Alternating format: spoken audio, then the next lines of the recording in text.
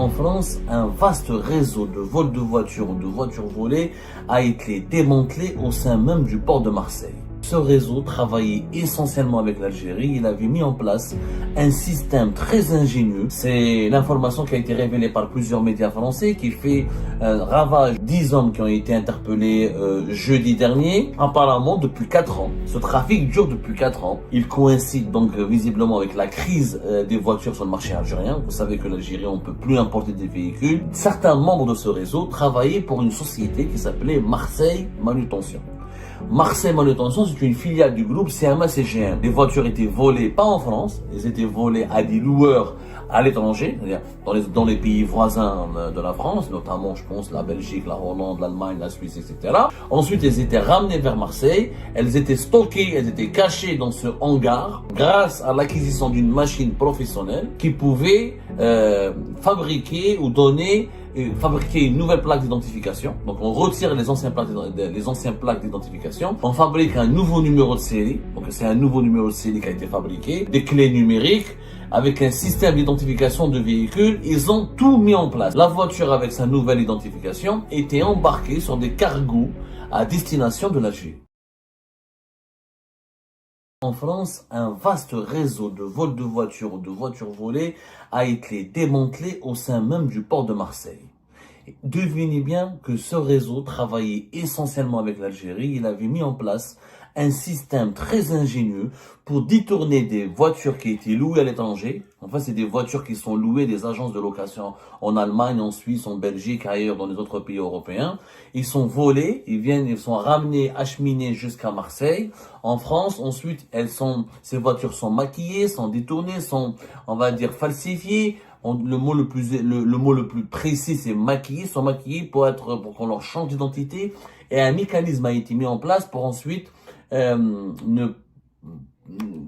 pour les détourner, pour les envoyer vers l'Algérie sans que les services de sécurité français ne se rendent compte qu'elles soient des voitures volées. C'est l'information qui a été révélée par plusieurs médias français qui fait ravage depuis hier le 27 mai 2025 parce qu'il s'agit d'un nouveau procédé extrêmement ingénieux. Alors, on ne sait pas est-ce que les membres de ce réseau sont algériens ou français ou franco-algériens. Leur nationalité n'a pas été encore déterminée ni précisée.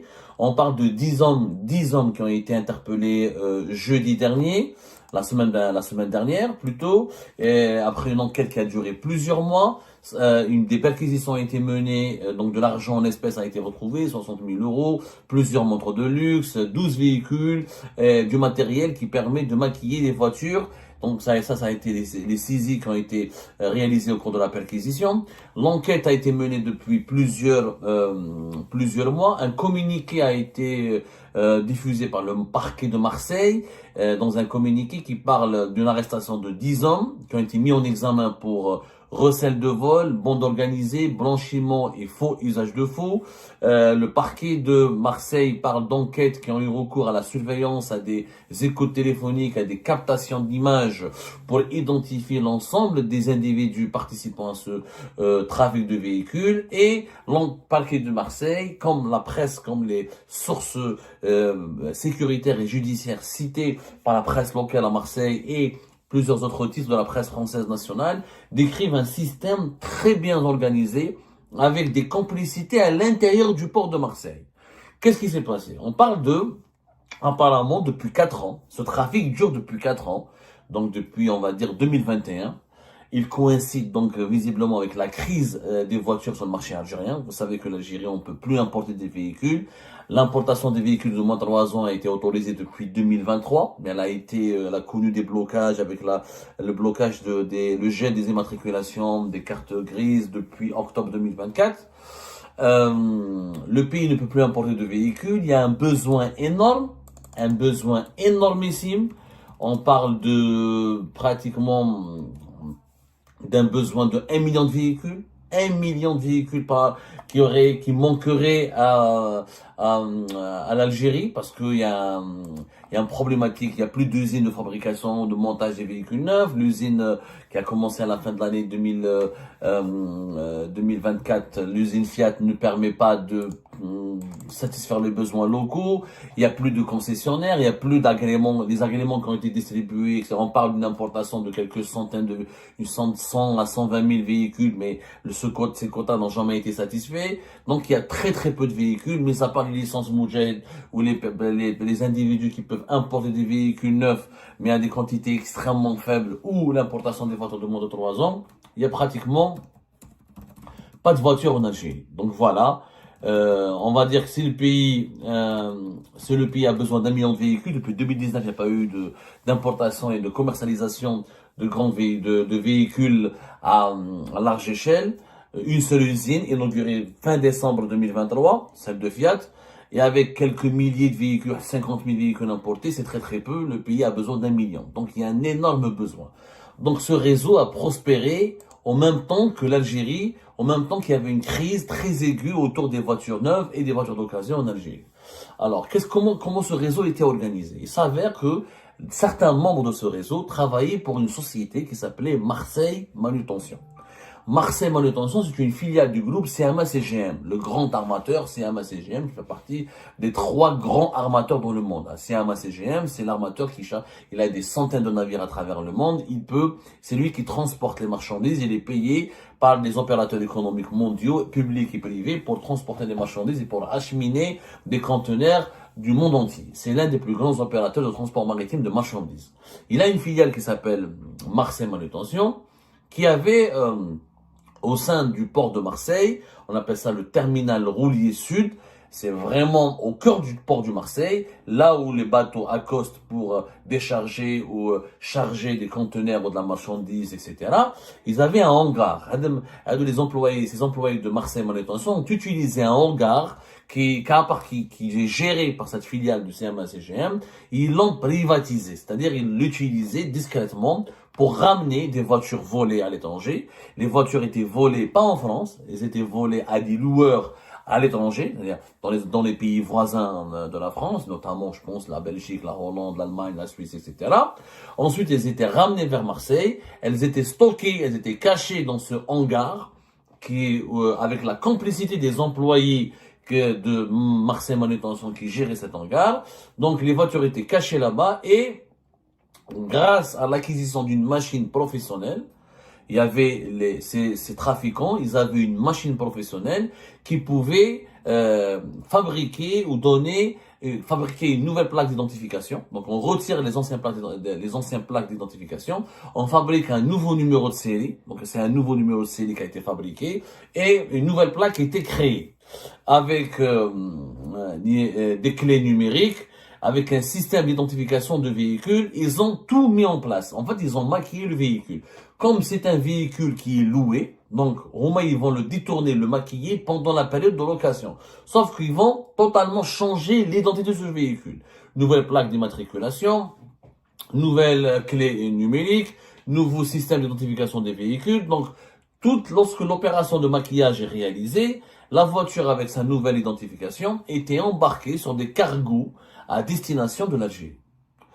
Ils étaient envoyés en Algérie. Et comme les véhicules étaient maquillés, n'étaient pas encore déclarés volés, les véhicules n'apparaissaient pas sur les fichiers de la police française. Vous savez, en Europe, il y a un fichier français, mais il y a des fichiers européens des voitures volées. Quand une voiture elle est volée, on dépose plainte, la police prend les numéros de série de la voiture, les plaques d'immatriculation, notamment le numéro de série, etc. Et la voiture, elle est inscrite sur un fichier de véhicules volés. Quand il y a des contrôles, des opérations de contrôle au niveau des frontières, des ports et des aéroports, au niveau des barrages routiers, etc., on va repérer les voitures volées. Sauf que ce réseau c'est un réseau géré par des trafiquants très malins.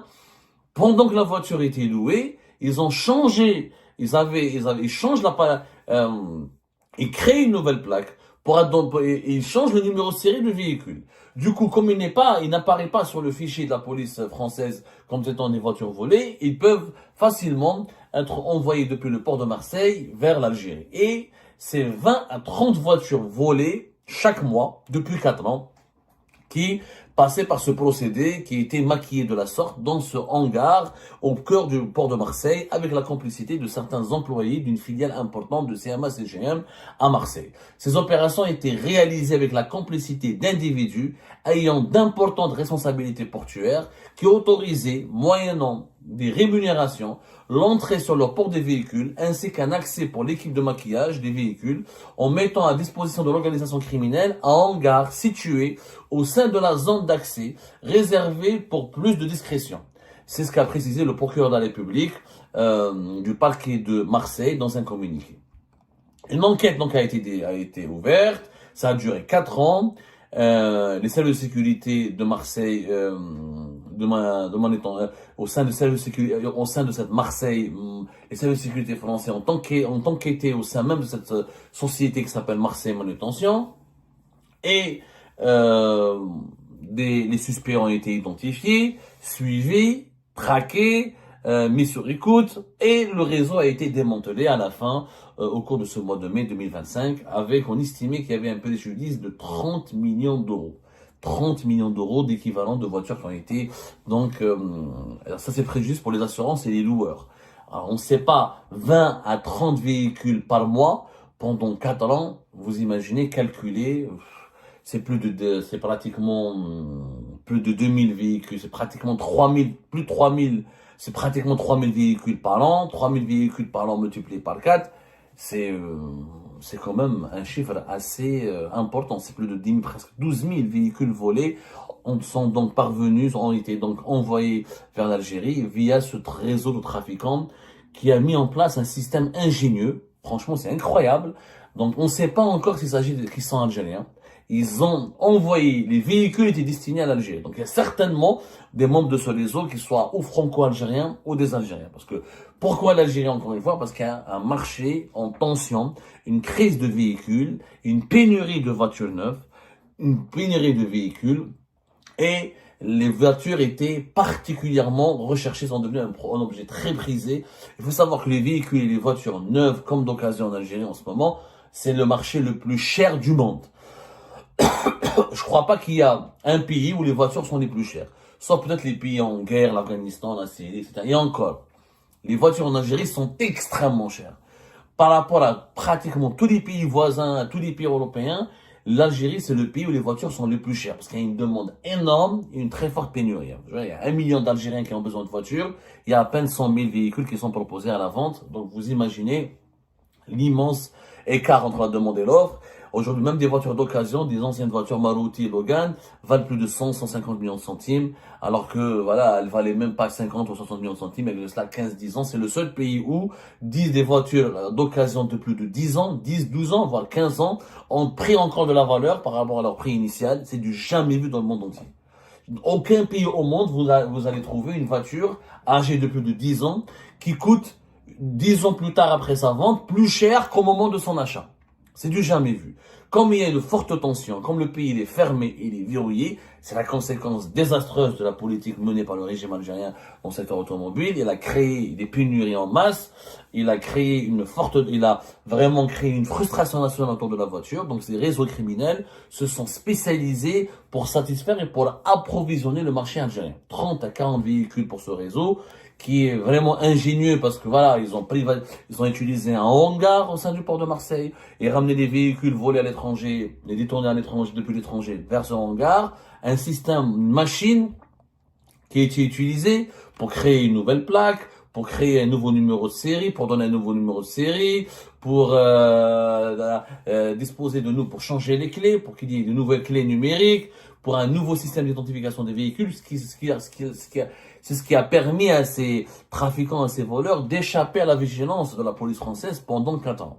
Voilà, ça ne pouvait pas trop durer face aux plaintes et face aux réclamations des loueurs et face au travail de surveillance des autorités des services de sécurité français. Disons que ces membres de ce réseau ont fini par être identifiés et le grand trafic a été dévoilé, révélé et ce réseau a été débusqué. Mais le préjudice est énorme, une trentaine de millions d'euros pour les assurances et les loueurs. La valeur des véhicules qui ont été exportés vers l'Algérie, elle peut être aussi d'une plusieurs dizaines de millions d'euros. C'est depuis 4 ans, c'est-à-dire au moins 10 000 véhicules volés ont été exportés vers l'Algérie de cette manière. Est-ce qu'il y aura une enquête complémentaire en Algérie? Est-ce que les autorités algériennes vont être saisies? Est-ce qu'elles vont essayer de voir où sont parties ces voitures volées? Est-ce qu'il y a des complices en Algérie qui réceptionnent ces voitures? Est-ce que ces voitures ont été vendues à des Algériens en France, ensuite ils les ont revendues? Est-ce que les Algériens qui ont acheté ces voitures en France étaient innocents, complices? Est-ce que ça, encore une fois, il y a beaucoup d'interrogations, il y a beaucoup de zones d'ombre dans cette affaire, les enquêtes se poursuivent. Est-ce qu'il y aura d'autres arrestations prochainement? Beaucoup de questions restent en suspens par rapport à cette affaire extrêmement grave. Moi, je pense, il est permis de douter qu'il y ait des complicités en Algérie, parce que généralement, ce sont des Algériens qui prennent des voitures de France, qui vont les dédouaner, qui vont les revendre en Algérie. C'est très peu de cas où ce sont les Algériens qui viennent en France qui achètent des voitures pour les ramener. C'est souvent des complices de ces criminels, de ces voleurs qui vont ramener les voitures en Algérie, qui vont les vendre. Ou ce réseau peut-être s'est contenté de les vendre, ensuite de les exporter vers l'Algérie en encaissant les devises sur place en France. C'est possible. En tout cas, ça reste à déterminer. Ce réseau de trafic de voitures et son mécanisme ingénieux disposant d'une machine professionnelle inédite qui permet donc de changer le numéro série de la voiture et de créer une nouvelle plaque. C'est tout simplement inédit pour le moment. Et les tensions et la crise du marché du véhicule en Algérie alimentent malheureusement ou fait le bonheur des réseaux criminels. Et ben voilà les amis, c'était ça. Je vous remercie comme d'habitude pour avoir suivi cette vidéo jusqu'à la fin. N'oubliez pas de nous laisser vos commentaires, vos réactions et vos likes sur cette vidéo et de vous abonner à la chaîne si vous n'êtes pas encore abonné. Donc voilà, merci encore une fois pour votre soutien et à la prochaine dans une nouvelle vidéo. Au revoir.